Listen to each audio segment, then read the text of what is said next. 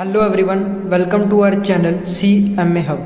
This video is for those students who are going to attempt June 24 CMA Inter exams. In this video, we will discuss management accounting important theory questions. So let's start.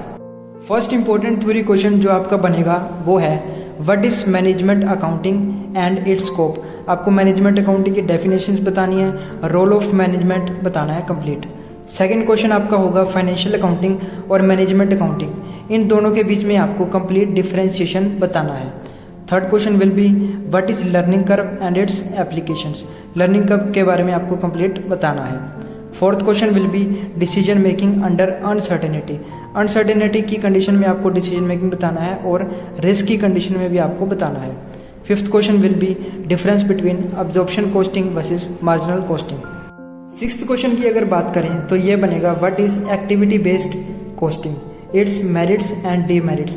Activity based costing की आपको complete definition लिखनी है और advantage and disadvantages लिखने हैं. Marginal costing के बारे में लिखना है, उसके एडवांटेजेस लिखने हैं और ब्रेक इवन पॉइंट के बारे में भी बताना है. Eighth question will B difference between cost centre versus profit centre. At least 6 difference आपको इन दोनों के बीच में लिखने होंगे. Ninth question will be what do you mean bye differential cost analysis.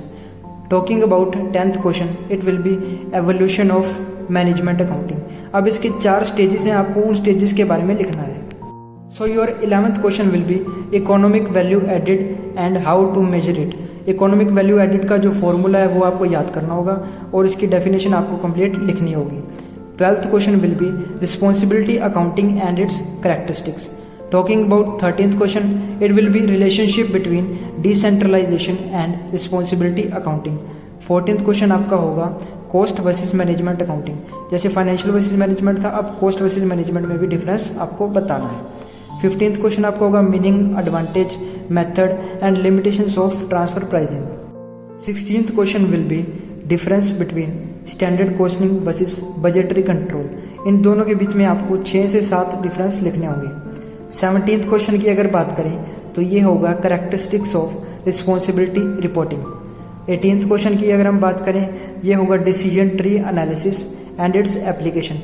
Decision tree के आपको लास्ट चैप्टर मिल जाएगा मैनेजमेंट अकाउंटिंग की बुक में, वहीं से आपको इसे देखना है. 19th क्वेश्चन होगा what do you mean by expected value and perfect information EVPA. And last question आपका बनेगा what is mechanism of master budget, how it is prepared. So ये थे 20 मोस्ट इंपॉर्टेंट थ्योरी क्वेश्चंस जिनके ज़्यादा chances हैं exam में आने के. तो आप इन क्वेश्चंस को अच्छे से प्रिपेयर करके जाइएगा. Do share this video with your friends who are going to attempt June 24 CMA inter exams and don't forget to subscribe this channel.